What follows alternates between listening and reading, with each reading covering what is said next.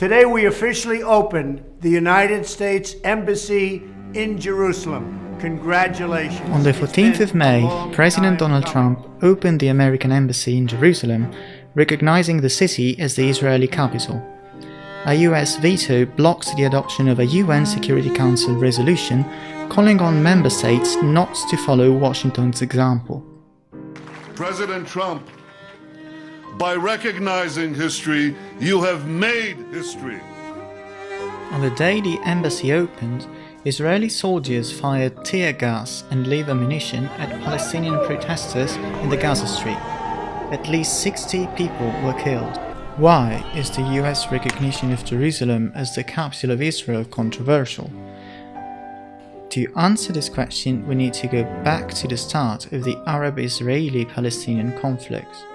In 1917, the British Foreign Minister Lord Arthur Balfour issued a statement promising a national home for the Jewish people in Palestine, then part of the Ottoman Empire. At the time, Jews made up only 3 to 5% of the population, but the statement formed the basis of a future Jewish state. In 1947, the UN General Assembly agreed on a partition plan, dividing the British Mandate of Palestine into a Jewish state and an Arab state. The UN was to have directly administered Jerusalem, which is the site of some of the most sacred places for Muslims, Jews and Christians. Following the withdrawal of the British, the World Zionist Organization proclaimed the independence of Israel on the 14th of May 1948. The neighboring Arab countries, convinced that Israel was yet another Western imperialist project, decided to invade Israel soon after. At the end of the war, Jordan annexed the West Bank, while Egypt controlled Gaza. Israel occupied one-third of the territory assigned to the Palestinians in the UN partition plan, and Jerusalem was de facto divided in two. Jordan controlled the eastern part, Israel the west. 700,000 Palestinians fled or were forced to leave their homeland. The displaced people are confined into refugee camps in Gaza, East Jerusalem and in the West Bank. The 1948 exodus is called a Nakba by the Palestinians, the catastrophe. For about 2 decades, while the territorial confirmation remained unchanged, tensions increased between Israel and the Arab states until 1967, when the Six-Day War broke out. When the war ended, Israel controlled the West Bank, Gaza and the whole of Jerusalem, the Sinai and Golan Heights. Israel now occupied all the Palestinian territories. UN Resolution 242 called for the restitution of occupied territories in exchange for peace between the belligerent parties and the recognition of every state to live in peace. Although it was never implemented, the resolution constitutes the basis for all future Arab-Israeli peace negotiations. It needs peace and stability to rebuild Egypt's economy, crippled by military spending. So when Israeli Premier Menachem Begin sent a formal invitation, Sadat accepted.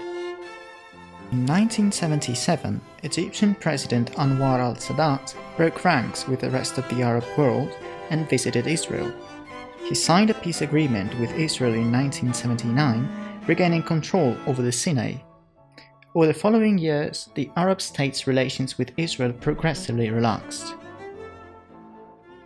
In 1974, the Arab League recognized the PLO, an umbrella organization representing Palestinian resistance movements led by Yasser Arafat, as the sole representative for the Palestinians. The PLO was listed as a terrorist organization by the US and Israel, but Arafat publicly repudiated violence and became convinced that only political compromises and diplomatic talks with Israel would have helped the Palestinian cause. The illegal construction of Israeli settlements in the West Bank and East Jerusalem made life for the Palestinians under occupation increasingly difficult. Growing discontent generated two responses: protests against the Israeli administration and the radicalization of certain Palestinian resistance movements, including Hamas. The First Intifada, or uprising, broke out in 1987. In order to contain the violence, in 1988 Arafat proclaimed the independence of the State of Palestine with East Jerusalem as its capital, while recognizing the right of Israel to exist in peace, accepting UN Resolution 242. But the Intifada did not stop. US pressure on Israel led to the 1991 peace conference in Madrid, followed by secret Israeli-Palestinian negotiations in Oslo. These produced the Oslo Accords, signed in 1993 in Washington. Arafat recognized the existence of Israel, while Israeli Prime Minister Rabin acknowledged the PLO as the sole representative of the Palestinians. The agreement gave the Palestinians self-governing rights in certain areas and set a time span of 5 years, during which the conditions would be determined to establish a Palestinian state. Delicate questions, such as the future of Jerusalem, were left out of the negotiations. The agreement represented the first concrete step toward a two-state solution, but the reaction of extremist factions, both in Palestine and Israel, ended all hope for further progress. Once again, our top story this evening, the assassination today of Israeli Prime Minister Yitzhak Rabin, gunned down at a pro-government rally tonight in Tel Aviv. Between the 1970s and 90s, Israel pursued its policy of settlement expansion. The Palestinian response was even more violent, with Hamas leading terrorist attacks against Israeli civilians. In September 2000, Ariel Sharon, the leader of the Likud party, visited Jerusalem's contested Temple Mount, triggering the Second Intifada. This time, Palestinian resistance groups were involved, and the uprising had all the hallmarks of an armed conflict. The civilian casualties were high. Israel subsequently became focused on how to confine and control the conflict rather than resolving it.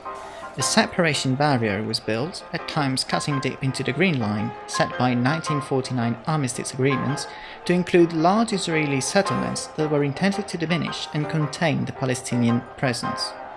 The barrier also encompassed East Jerusalem, which the Palestinians still claimed as their future capital. This is the situation as it stands today. President Trump says he will find a solution to the conflict. Great proposal for the Palestinians. I think it's a very good proposal for Israel. But the opening of the US embassy in Jerusalem has only worsened the conflicts between Palestinians and Israelis. In July 2018, the Israeli government passed a controversial bill which officially defines Israel as the national homeland of the Jewish people. The bill also affirms Jerusalem as the undivided capital of Israel and permits the development of settlements. The recent implementation of the Basic Law and the opening of the US Embassy in Jerusalem foreclosed the prospects of a two-state solution.